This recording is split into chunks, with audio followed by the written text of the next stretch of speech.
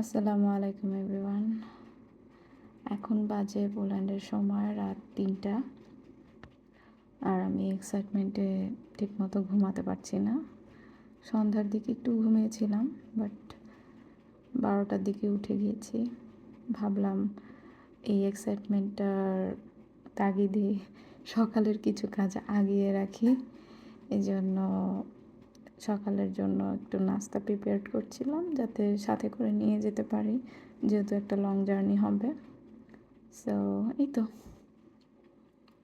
আপনারা আমি কোথায় যাচ্ছি সেটা দেখতে আমার স্টোরি এবং ভিডিওসগুলো দেখতে পারেন, যদি ইন্টারেস্টেড হন আমার ভিডিওতে। আশা করি আপনাদের ভালো লাগবে। আর এই তো, আমার বাংলা স্টাইলের পাস্তা রেডি।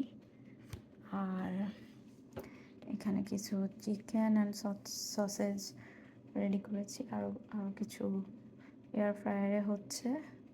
ততক্ষণে আমি বাদ বাকি কাজগুলো শেষ করে ফেলি।